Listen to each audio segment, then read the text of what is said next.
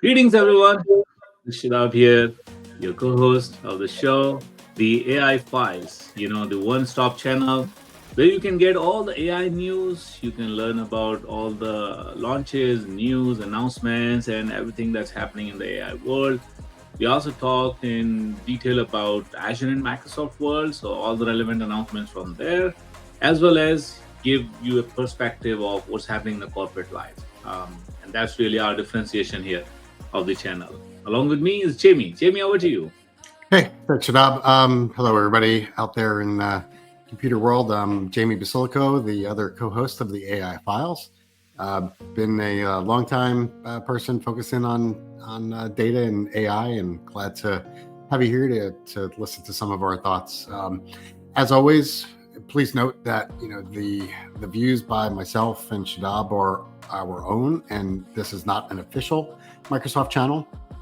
So with the legal stuff out of the way, let's get into it. I know we've got a jam-packed set of topics for everyone today, so we'll just get straight into it. Shadab, you want to take us away with sort of the quote of the week? Yeah, it always is jam packed. AI is a ever happening thing. So we'll start with actually the AI quote of the week. And this week we have an essay that was written by Dario Amodei, the CEO and co-founder of Anthropic. Um, and he has written a very long essay at 15,000 words type. And he has gotten into detail about the possibilities as well as uncertainties as well as some of the risks that he talks about. But bottom line is, what he's saying is, quote, I think and talk a lot about the risk of powerful AI. The company I'm the CEO of, Anthropic, does a lot of research on how to reduce these risks. Because of this, people sometimes draw the conclusion that I'm a pessimist or doomer who thinks AI will be mostly bad or dangerous. I don't think that at all. In fact, one of my main reasons for focusing on risk is that they are the only thing standing between us and what I see as a fundamentally positive future. I think that most people are underestimating just how radical the upside of AI could be. Just as I think most people are underestimating how bad the risk could be. Unquote.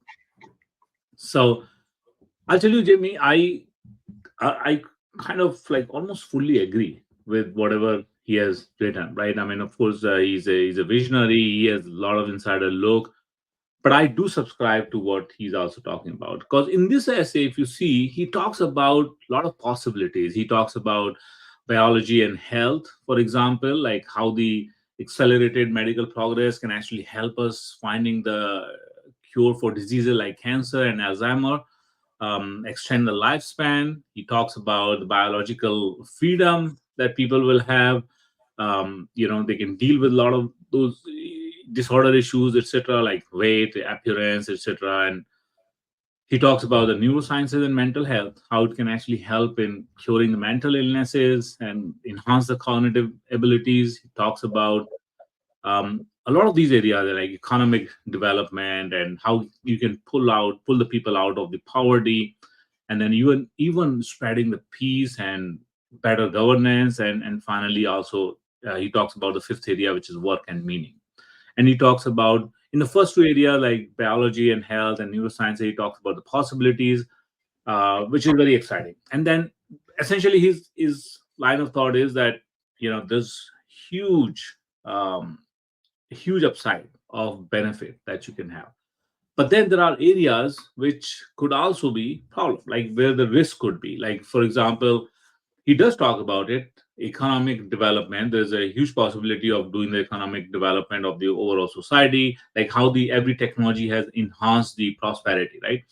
But he does talk about it like a lot of things are not very clear at this point of time, right? I mean, we won't know how exactly things will work out. So he's not just describing everything. He's also admitting that there are areas which are not clear, right? I mean, if, for example, in terms of the work and meaning, he's talking about if AI is going to do a lot of things, then what will people do, right? How it will create the meaning in the life. And he say that AI, one of the important point is that AI does something better than the humans, which is happening a lot, right? I mean, AI is kind of like in enhancing its benchmark and it's reaching the PhD level intelligence and all that thing. But he said that that doesn't mean that humans stop doing those things. For example, I love to play video game, and I would love to continue doing that. AI can actually play better than me, but it creates a satisfaction, a happiness, a meaning in my life, and I will continue to do that, like human connection, things like that. So I think I would definitely recommend that everybody take a reading on this essay. It was pretty good. It also exposes level of uncertainty in areas, for example, poverty, economic development. Honestly, it is an area that nobody really knows. Honestly, what will happen, JP? Like for I example, mean, he gave an example also that like the hunter-gatherer society. If you have told them about the industrial developed society, they would not be able to perceive that. They won't understand that. I look at this. The statement is fairly simplistic. I mean, the stuff that you just read, obviously, it's about where he stands and his thoughts. It's a profound statement when you really peel it back, because on one side he's saying yes, AI could be radical. It's going to change the way that we all do things. But on the other side, there's risks, inherent risks within that, and it's everything from how that's going to change the way that we work to changing societal habits and the things that we do as people, as humans, and interact with each other. So, what's interesting to me is that for me and you and others that are hopefully listening to this, to these video sessions, podcasts, is that we're involved and we understand, at least at a basic level. I would hope we understand these things. We understand like what it's capable of, as well as what its societal impact, what the inherent risks are. I guarantee you, most of our population, whether it's here in the US or broader, don't comprehend or don't really realize what we're on the cusp of. And we'll talk about some things, a little later on in the session. And I'm wondering, the things that we're going to talk about around some of the new advances from Anthropic, if this is part of the reason why, he's come out and mention some of these things, because to me at least I feel like we are on this verge of something big, of something drastically changing, and I would argue that we had our first wave with chat GPT that radically changed the way people think or interact with a computer, quote unquote, itself. But I feel like the second wave is about to come, and this goes back to like his quote. It's are we underestimating how radical of a shift these AI capabilities can be, and are we also underestimating the potential risks there? And I think the answer is yes to both of them, to be honest. Well said, Jamie. That I think that is what it is. That I think a lot of people don't understand. Even those who are operating in the technology jobs, technology domain, etc., they also haven't comprehended yet. You see people when you talk to them, not all of them are catching up, right? I mean, you and I, we operate in this area, right? I mean, we are at the front of the AI, so we do this whole day, but not everybody does. And I think, but that's also important point. You can either say that okay, most people haven't realized, they have underestimated, they haven't fully comprehended. That's true, but that does impact even the adoption. So it's like that paradox, right? I mean, they don't understand the power of it, but because they don't understand, they will also take much longer time to adopt it, right? So the adoption will actually slow down the power of it, right? So it's like that. It just goes hand in hand, and I think in my view that is extremely important. Adoption in my view will define what AI can do, and the thing is that adoption you can't force, because there are a lot of human behavior, right? For example, we have seen with the port strike, right? People will revolt, which will happen. People will resist, it will also happen, and it has always happened. And there will be a lot of divide, and we'll see, like every week we talk about the news, etc. You will see that all those kind of things. So yeah, I mean, like nobody cares about our essays, but honestly, we also have opinion about how things will work, and I think I agree vehemently with Dario that there are a lot of uncertainties. Risks are important, but not because he's he's basically selling himself. And to be honest, it feels like a commercial spin that, the Anthropic is also following the same path as OpenAI, honestly, right? They understand that they just keep talking about the risk and the doom. That's not going to go very well with the capitalistic society. So it's also a spin to that, okay, look, we also believe in the potential. We are highlighting risk only because we believe that that's the only thing standing between the potential and the accomplishment. Okay, with that, we can move on. It's a long topic, and you can talk wholly about it. Yep. All right.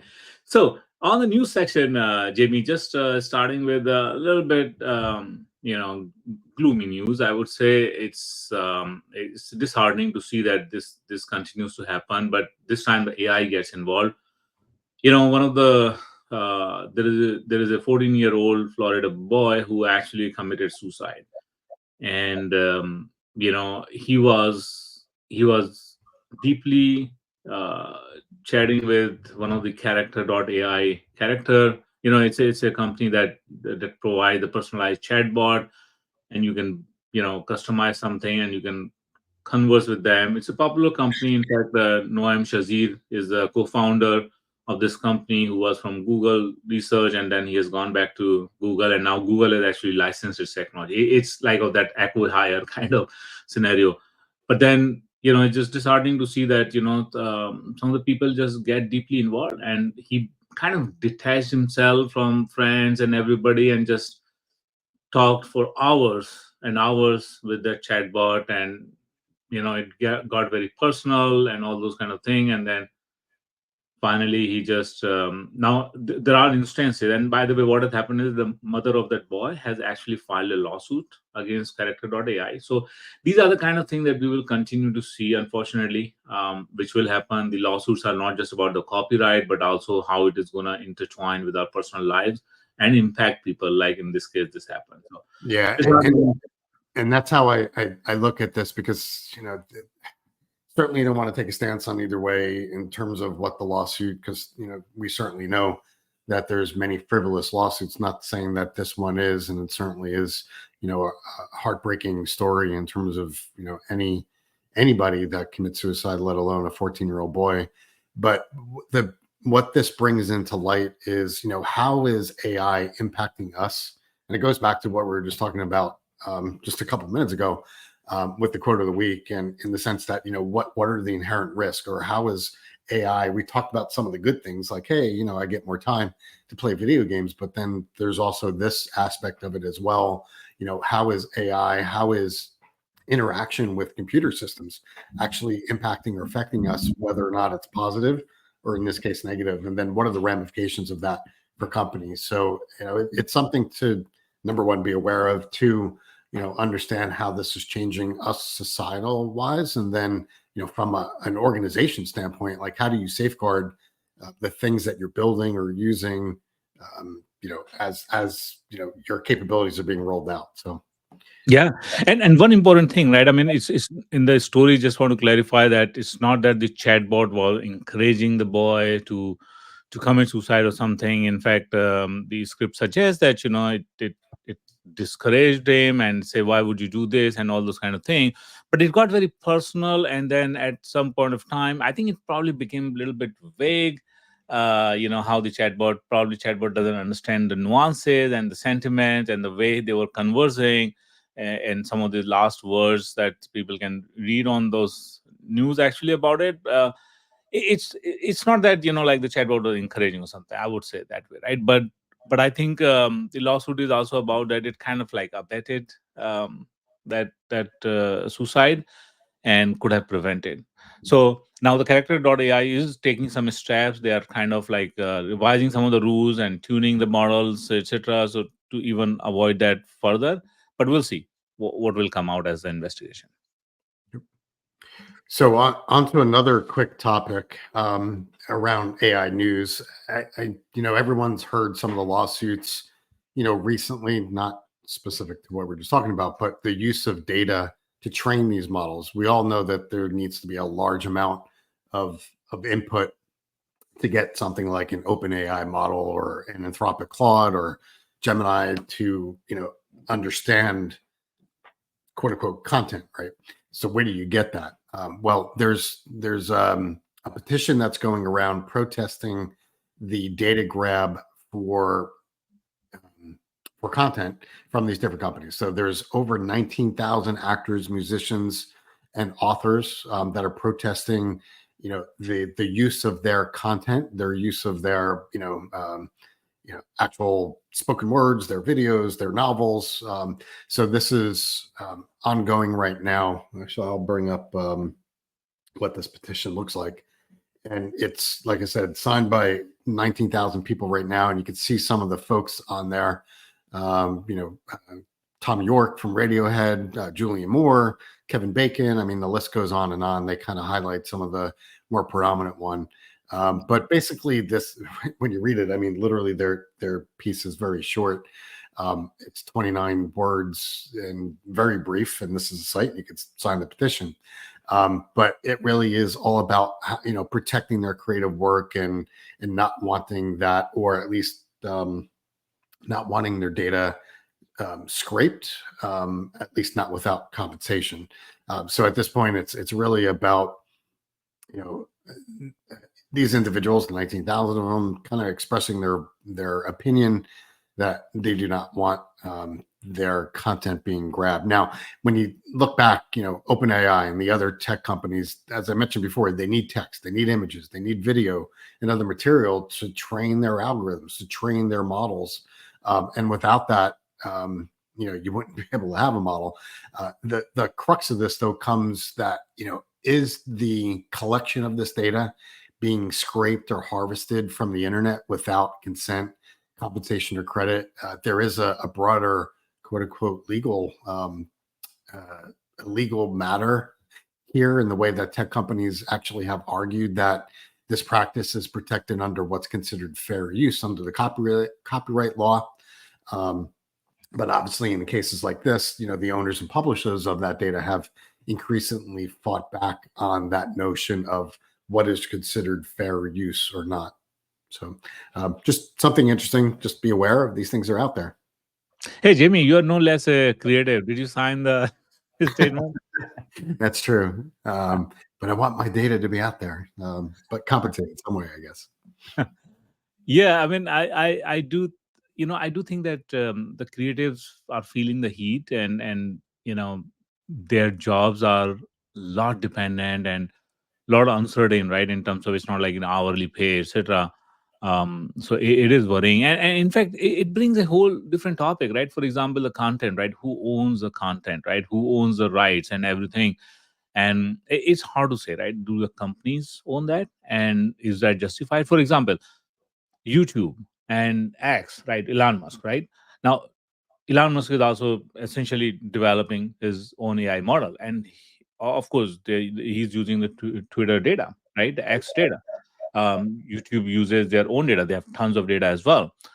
Now, OpenAI doesn't have the ownership of data, so they are doing the deals, etc. So the question is that, okay, just because the company owns the data, or owns the platform rather, are they uh, valid and legal in using that data for AI training, compared to the companies who don't own it? Is that the only difference that makes? Is it just a loophole liability, right? I mean, just because of loophole, none of us know, and most of the people who have the content out there on the platform, they didn't consent, right? Maybe they did just by accepting some terms and conditions hidden in 15,000 words. Nobody would know, really. So it raises a lot of question. I think this area will continue to evolve. The data ownership, the content ownership, and use that in the AI is something of an area that will continue to evolve in terms of, we'll see how that actually shapes. Yep. But on the same line, quickly, another news is the OpenAI actually hires its first chief economist. And this is guy is Aaron Chatterjee. He's a former Commerce Department chief economist and senior economist in Obama's Council of Economic Advisors. He has joined the OpenAI. Of course, he brings connections, but also he's a business and public policy professor at Duke, and he will examine AI's economic impacts at OpenAI. And I think this is again important topic. It's the same line that we have been discussing so far, that the economic impact of it. And remember, Sam Altman actually sponsored a study, I think last year or maybe before. It was actually on the universal basic income, right? So Sam has been actually very interested in because these guys can see the future, right? I mean, they know what's coming, etc. They know, and a lot of these folks have started advocating for a universal basic income because they see that in the new world. um, what we don't know is that, is it because they feel that humans will not have any job, that's why they are supporting and sponsoring these kind of study and trying to understand it? Or is it because they feel that, okay, humans will have better things to do, there should be a basic level of survival guaranteed so that they can do just a meaningful job, rest of the drudgery work, etc., can be done by the AI and the robots. We'll see how that society actually shapes. But this is where it seems like the thought process that, okay, look at the economic impact and enhance it and also measure it and lead and contribute to the policies that will be developed. By the way, they also hired Scott Scuse, a former associate deputy attorney general and Uber's compliance head, and he will be joining as the chief compliance officer to handle legal and ethical matters. So and this is the area that, of course, clearly that AI has started delving into a lot more, right? The ethical, the illegal, and compliance, as well as the economic matters. Okay, that's it, I think, from the news round this week. All right. No, that was good. A lot of like I said, a lot of news that hits almost, it seems like, every day. So good set of topics there. So let's jump in a little bit, focused on launches. So just a couple days ago, Claude 3.5 Sonnet new and a new model, Claude 3.5 Haiku, were released. So these are new capabilities in a public beta. We'll get into some of the new capabilities here. There's one that really jumps out that is new to the whole industry, and we'll get into that in a second. But as I mentioned, there's two new models, and one of those is incorporating something new. So this is, let's just jump into it because I'm excited to actually talk about it, to be honest with you. So the Claude 3.5 Sonnet model, and again, this is from Anthropic, and that's why I kind of tied before some of maybe the comments that came out from their CEO. But this new model 3.5 Sonnet introduces something called computer use. So what the heck is computer use? So the concept here is that if we think about where we've gotten to with AI models, start out with OpenAI and way before that, obviously, but chatbots building things, and then we had O1, which is a deviation. Again, OpenAI, the O1 model, it's a deviation from what are traditional transformers that we think about in terms of like a GPT-4o class model. That was all about reasoning, like the chain of thought. So that model obviously thinks differently. And the reason why I'm mentioning the O1 is, and I know we're talking about Anthropic here in Claude, but let me kind of maybe take a step back for a second. So OpenAI a couple months ago kind of released 5 stages of computer reasoning and where these things could go. So the first level was these chatbots, and then a second level from that was reasoners. The third level is agents. Now, some of the things we've talked about previously and what we're going to talk about today, talk about some aspects of agents. So obviously Microsoft came out, Salesforce came out with agents. There's certainly things all over the place for agentic-based systems, or at least the beginning stages of that. But what's missing is, like, how can a AI system mimic the things that a person does when we use a computer? So that's literally what Anthropic has built. I wouldn't even call this a beta. This is like experimental stuff. But this notion of a computer use, their new model, the 3.5 Sonnet model, enables the model itself to mimic what a person would do on a computer. So if you think about the rudimentary things like clicking on a button, typing into a keyboard to elicit some text to go into a computer UI or screen, an application. That's what they've done. What's very interesting is the way that they've, number one, the research experiments on this, it's all about pixels. So they've trained the model to understand pixels on a computer screen and then determine, based upon those pixels, what the computer model, the AI system would need to do to interact with that application. So this is totally new. I mean, when you think about like the agentic systems that at least I'm, used to right now, you've got some input and does a task. The task or the ability for what this model can do actually mimics what a human would interact. Now, you might be saying, well, why do we need this? Well, if you think about systems that are built today, does everything have an API interface? Definitely not.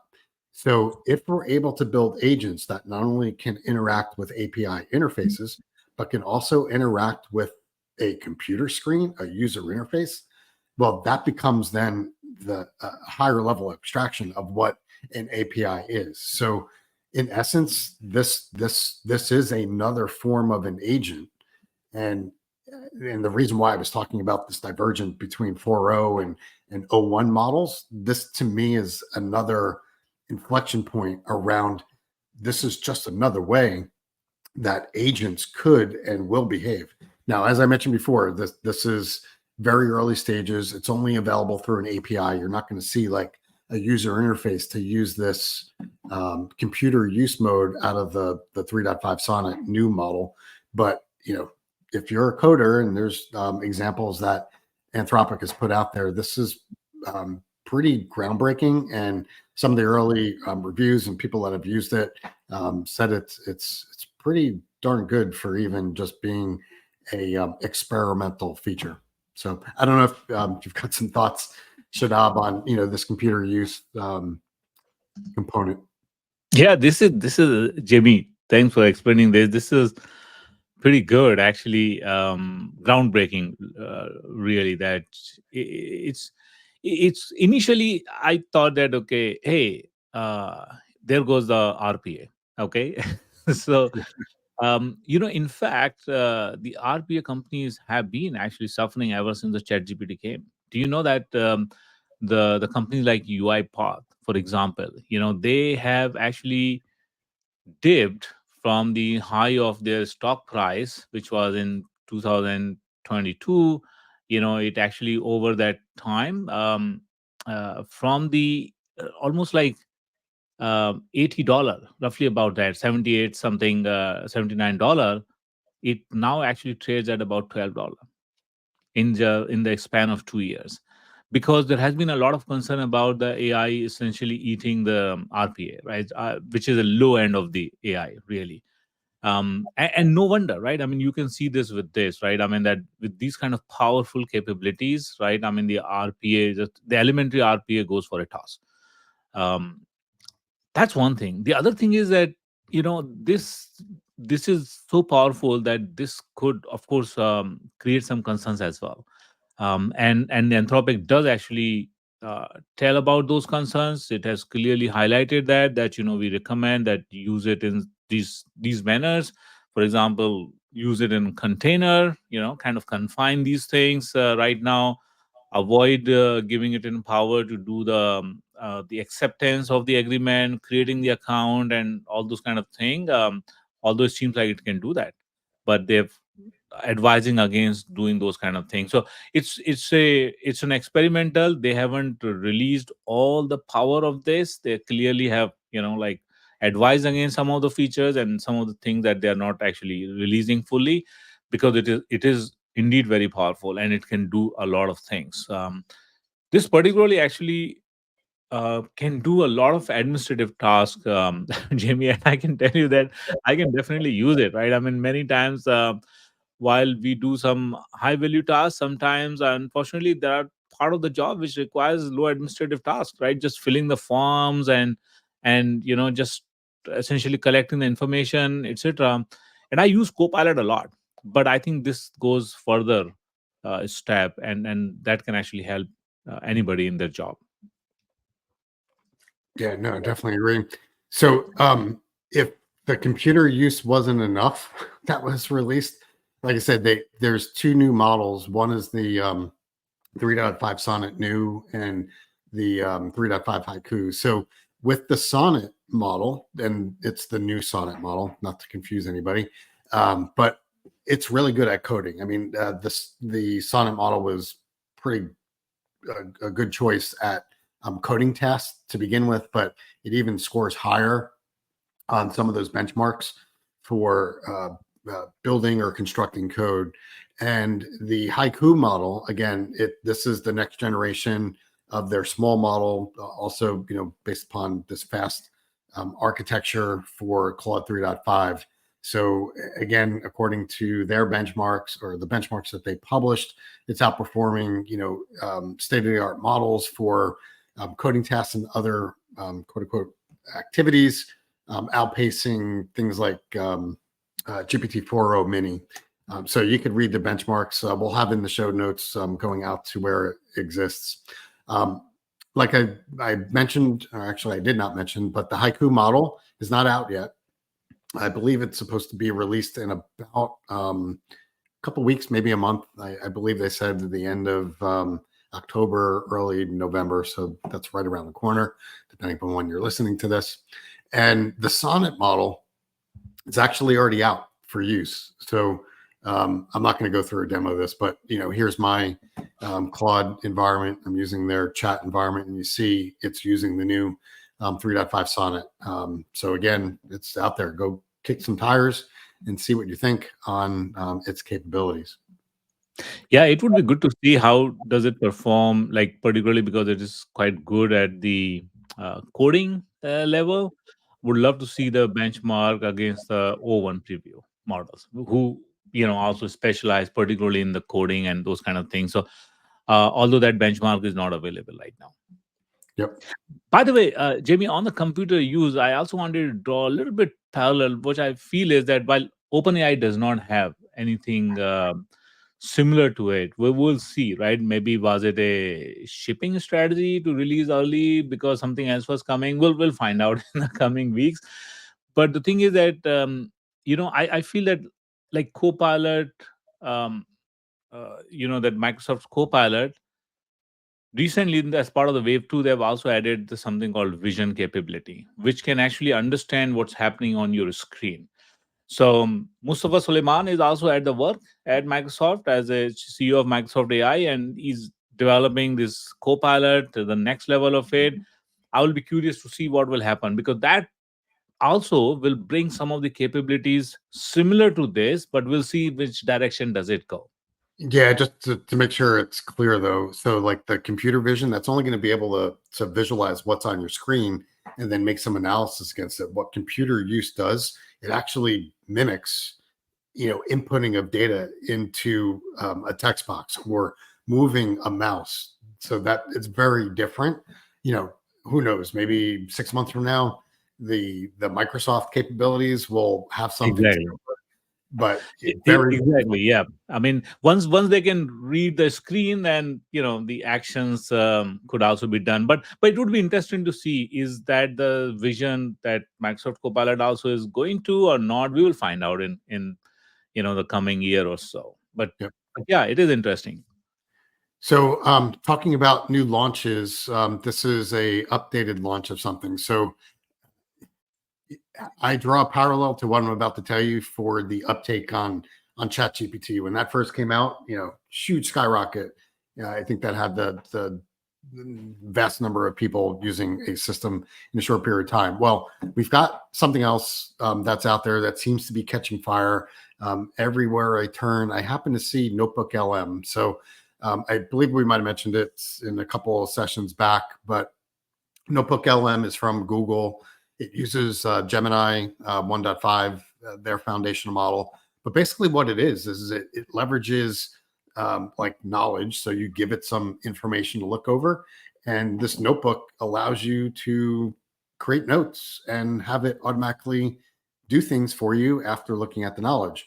Probably one of its most impressive things that everyone is going googly over is the ability for it to create basically a podcast between two people. So what's new, and the reason why I'm bringing this up now is Google introduced new features. So one of the biggest pieces of feedback from people that used the Notebook LM was when this generates this podcast. And again, you got to remember what I'm talking about. You literally give it information. It could be PDFs, could be MP3s, text documents, literally links to YouTube videos. It'll look at all of that information and then it creates a podcast. Pretty good, might I add. So you couldn't direct the podcast, meaning that like whatever you gave it, and if you give it reams of information, it would try to create everything based upon that content. So now they call it actually passing a note, it's basically giving some guidance to the podcast generation piece. So you could now guide the quote unquote host, meaning that if I wanted to zero in on only a portion of information, it could do that. So there's a couple of other interesting things that were changed as well. You could listen to these audio overviews while continuing to work. So basically allow you to multitask. Probably the most important thing, they took it out of what was called experimental, and now it is it's basically a pilot program. So people can actually use it. They're also, right now it's free. I don't know how long it's going to be free. I do know that they're targeting Google Workspaces to make it more attractive or available to businesses, because there's going to be some protection around the data that's sent in and used. So, that's obviously this pilot program for business, or Notebook LM Business, is going to be squarely focused around, businesses, universities, organizations that have or need to have a tighter control over data and security. So let me just show you a couple things, because I don't know how many people have actually seen it. I know a lot of people have heard about it. So let me just take maybe. Yeah, and while you do that, Jamie, there is a very viral clip that came out a couple of weeks ago. Somebody had very cleverly put together a story which became the podcast from the Notebook LM, and this was about actually like AI, the host, right, or these two voices that were coming out of the Notebook LM, and the story was about AI discovering that they are actually AI, they are not real. Clever, and it became pretty viral. And I listened to that, and honestly, it's so good, right? It is definitely an amazing feature, actually, that everybody should try. So this is Notebook LM. So I've already created a notebook, and I'll create one from scratch for you. But again, I'm into weather. This is what I gave it as far as knowledge. Literally just one PDF. It's a pretty detailed PDF, but it's about how do tornadoes form off of what we call right-moving supercells, and/or QLCS, which is quasi-linear convective systems. Again, I could go deep on to the weather stuff, but so I ingested this research paper into Notebook LM, and here's the guide. So there's things that you could create off of it. So once that's ingested, it gives you a summary of what this is. So as an example, if I said, create a briefing document off of what you know about, which is the knowledge. So what it does is it creates and this is the whole concept around Notebook, it's creating notes. So these notes are basically the output of a chat or an output of a prompt. So here it is. Here's my little note. So this is a briefing note. What are the main themes of this research paper? Key findings. So I would have had to sift through, I think this thing is like 80 pages or something. So it brought everything back together. Now, is this earth shattering? No, because I could have just done the same thing in any, quote unquote, large language model. Here's a document, go summarize it for me. But what's really cool about this is that I can have all these different notes, and it's organized in the way that I want. So I could also write my own notes, which you can see here. I could say add note. I come in here and, type whatever I want. And, I could name my note whatever it is, right? So I can keep running notes along with output that comes from the interaction of the model. And again, remember, underneath the scenes, this is the Gemini 1.5 model. Now, what sets this apart is the fact that, yes, I could, chat with this data, right? So I could do whatever chat, and here's a running chat that I had, but it provides suggested prompts, so I could use one of these, or I could just ask whatever I want as well. But if I look at a response, I could say save this thing as a note, so it goes back and it saves it as a new note, and that's exactly what you see here. Because I asked it, like, how are advances in radar technology helping to discern these different systems in terms of tornado genesis. So I could save my prompt. So again, this becomes a living, breathing document that I could work and read and work with. Now, here's the part that, Scott, I think everybody like, oh my God, this is so cool. So just by ingesting this one PDF, when I say generate an audio, and I think I turned on audio on this one, hopefully I did. This is a podcast between two people based upon the document itself. So I didn't tell it anything about what to do. It just created it. So hopefully you're hearing the podcast. No. Okay. Let me just do this. Cells, and also tornadoes that form from squall lines. Right. Yeah. There's kind of this preconceived notion that all tornadoes. So I don't know if you were able to hear that, but basically it's two people talking about tornado genesis formation based upon these right movers and QLCSs. So, all right. So that's one that I had already created. Let me just do something very quick. So here's, again, totally in depth, but Nerd alert. yeah, definitely nerd alert. So there's something called SKUTs and photographs, and these are things that whether people look at to determine, like, what is the atmosphere doing at a particular point in time. So this is a great quote unquote training video that I've looked at and helped or guided other people to use. So here's this example. Let me go back to the video. And you're going to see why I did that in a second. So a new notebook, I'm starting from scratch. I'm going to add a source. So here's all the different sources. So I can upload files. And again, you can see PDFs, markdowns, audio. I could connect into a Google Drive. So this is, think about the workspaces again. If I'm using Google Drive, I could connect directly into that. I could link. So I can link into a YouTube. So if I put in the YouTube video, which is what I was just showing you about SKUTs, look what it did already. Boom, it gave me a summary on how to read those SKUT models. And if I do a customization, this is the new part on what NotebookLM just released a couple of days ago. So I could say, please only focus on SKUTs. All right, so this will go off. This is going to take a couple minutes, but it's going to create that podcast. But now I've passed the note to the NotebookLM to generate just what I'm focused on, because this talks more than just the SKUT models. So I'm not going to wait for this. It'll take a couple minutes, but this will go off and create my podcast. So you can see why this is, taking things by storm, because it's a nice little simple interface just to interact with any of your data, creating those table of contents, study guides. By the way, the study guide is kind of cool because it creates questions and answers. So if you were literally studying for something, this is a great way of just creating a study guide and actually studying against it. So anyway, that is NotebookLM. Now, not to leave Microsoft or OpenAI out, there's nothing special about this. Just put it bluntly, it's great that everything is integrated, but you could build your own NotebookLM. Here's an example. This was just released literally last week.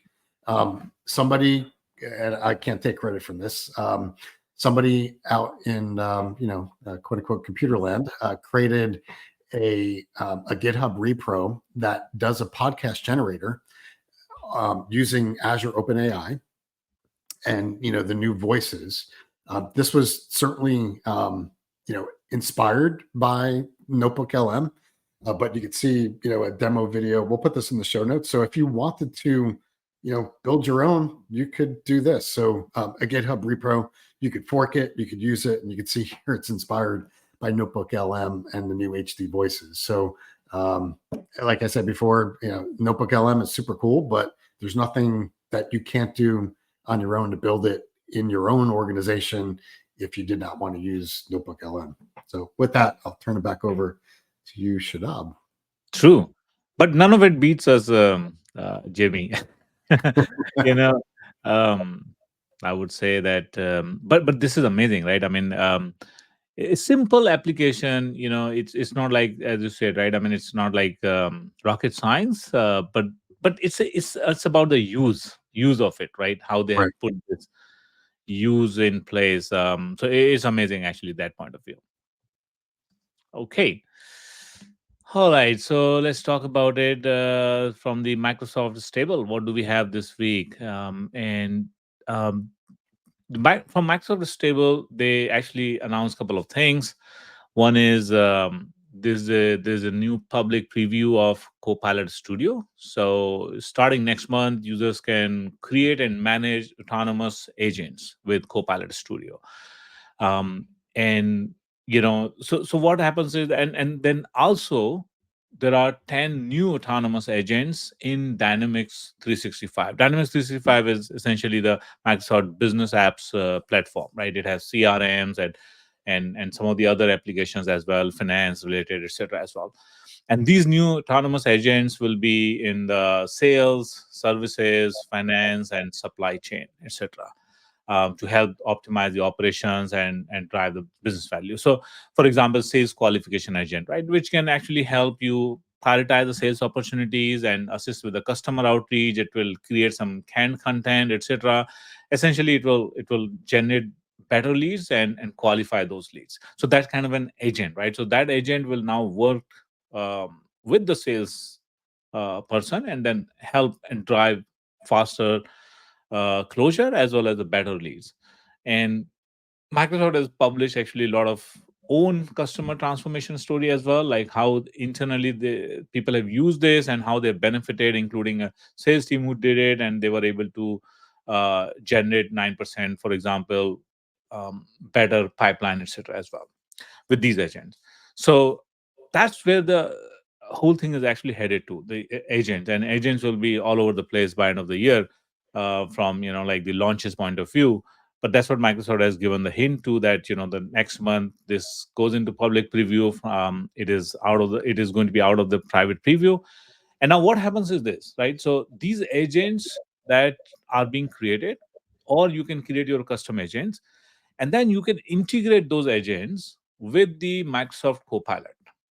And you can do that in the Copilot Studio. So all these agents that are being available, like 10 new autonomous agents, and they will be adding more, plus you have custom agents, you can actually now integrate them to the Microsoft Copilot within the Copilot Studio, which is a platform where you can create the agents as well as you can modify the Microsoft Copilot, which is like essentially Microsoft Copilot 365 that we have talked about. So it's all coming together, the copilots with the agents, and Copilot become your UI, your front end, to do all these kind of things. So this seems like a small announcement, but in my opinion, this is really big. I almost put this on par with what Anthropic just announced with computer use, and let me tell you why. So last month, Microsoft did announce Wave 2 for copilots, which was great in and of itself. It brings the ability to create basically custom GPTs very simply through the Copilot or M365 Copilot, or what we're calling BizChat now. Also brings the ability of connecting, at least in the Wave 2 pieces, to SharePoint data as an example, or tying into the Microsoft Graph. So that's great. That was what was announced last month. This notion of these new Copilot agents was kind of announced without a lot of fanfare.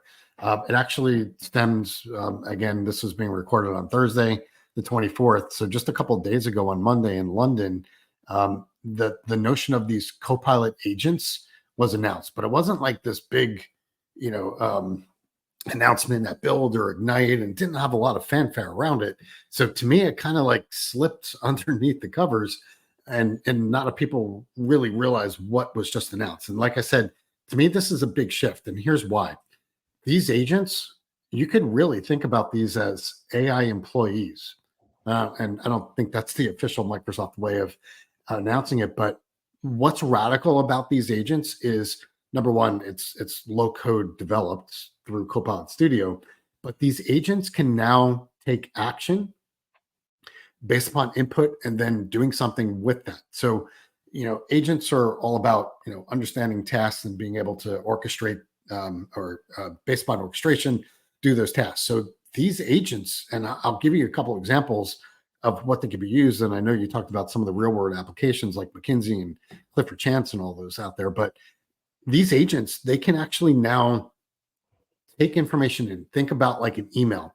So if an email comes into like some catch-all email inbox, or it's getting routed to like a particular team, these agents could actually watch for that. When that trigger is enacted, again, whether it's an email or someone's dropping a file, that agent can now take on some task to do something with that email. A great example is it might parse that email, look for important things. And I think this was actually the scenario that McKinsey had. It looks for particular keywords, routes it then potentially to another group to take some action on it.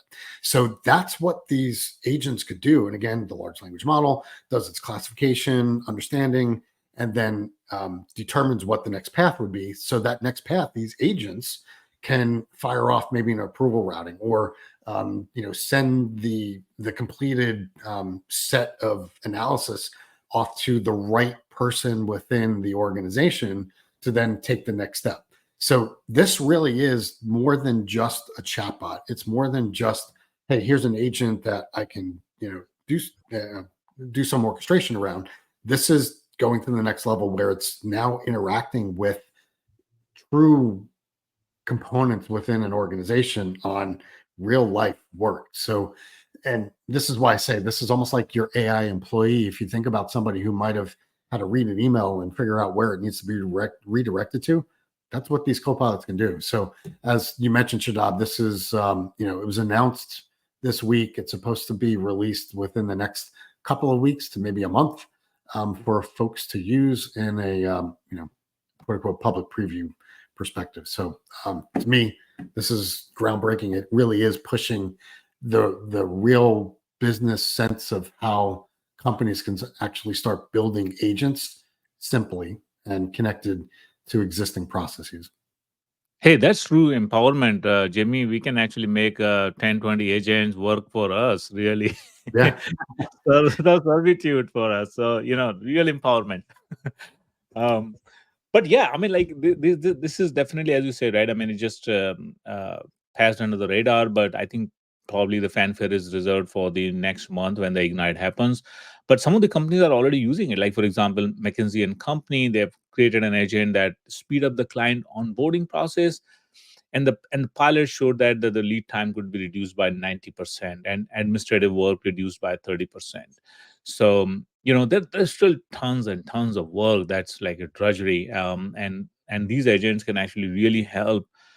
Because I can tell you that a lot of jobs in the corporate today creates a burnout. So there is so much that agents can actually help with, through this administrative kind of outsourcing to the agents. So we'll see what comes out next month in the Ignite as well, Jamie. But this is exciting. All Definitely. right.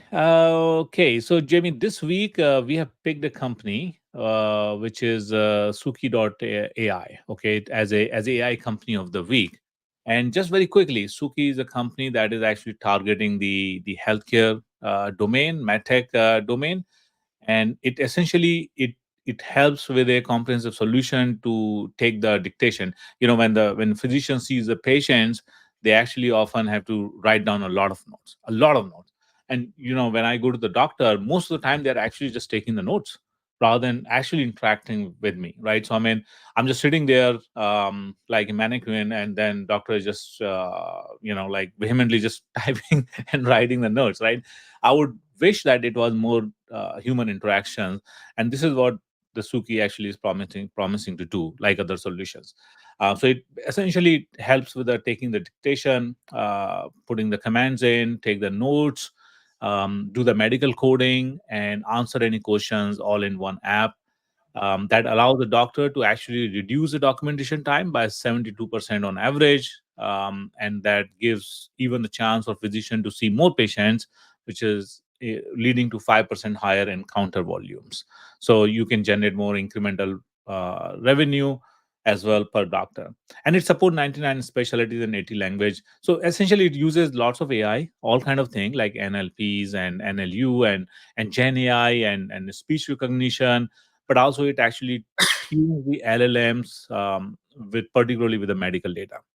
And then it integrates with the electronic health records because it has to pull the data out of the electronic health records and then also push that in the health records where everything is maintained, like things like Epic and MedTech and Cerner, which actually manages the health records in the system. So that's one of the example of the AI company making a difference, and how it is, empowering the physicians and also making the patient experience much, much better.